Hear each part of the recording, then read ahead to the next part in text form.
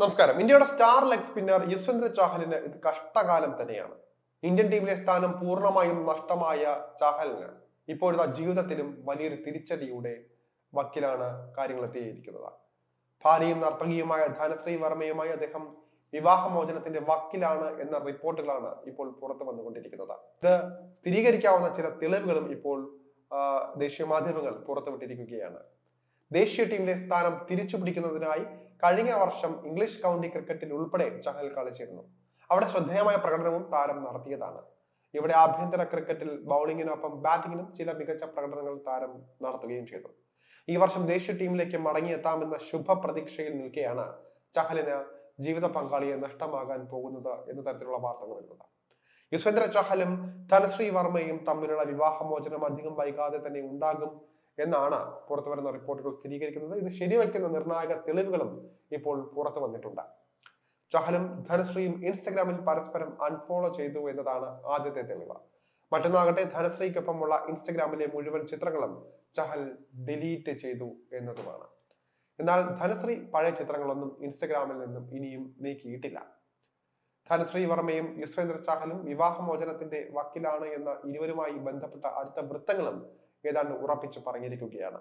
Times of India എന്ന മാധ്യമവും ഇത് ഉറപ്പിച്ചു പറയുകയാണ്. വിവാഹമോചനം അനിവാര്യമായി മാറിയിരിക്കുകയാണ്. ഇക്കാര്യം ഒഫീഷ്യൽ ആവുക മാത്രമേ ഇനി വേണ്ടതുള്ളൂ.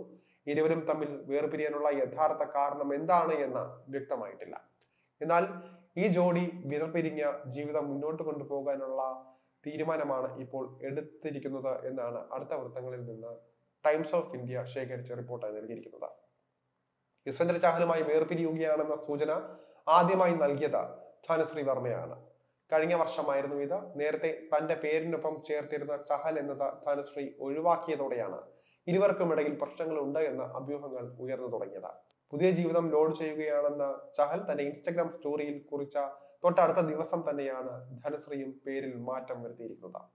ഈ സമയത്ത് ചഹൽ പ്രതികരിച്ച് രംഗത്ത് വരികയും ചെയ്തിരുന്നു. വിവാഹമോചന അഭ്യൂഹങ്ങൾ തള്ളിക്കളഞ്ഞ അദ്ദേഹം ഇവയൊന്നും വിശ്വസിക്കുകയോ പരത്തുകയോ ചെയ്യരുത് എന്നും ആരാധകരോട് സോഷ്യൽ മീഡിയ പോസ്റ്റിലൂടെ അഭ്യർത്ഥിക്കുകയും ചെയ്തിരുന്നു. കോവിഡ് മഹാമാരി ലോകത്തെ പിടിച്ചുകുലുക്കിയ കാലത്താണ് 2020 ഡിസംബർ 11 യുസ്വേന്ദ്ര ചാഹലും നർത്തകിയും ഡെന്റിസ്റ്റുമായ ധനശ്രീ വർമ്മയും വിവാഹിതരായത്.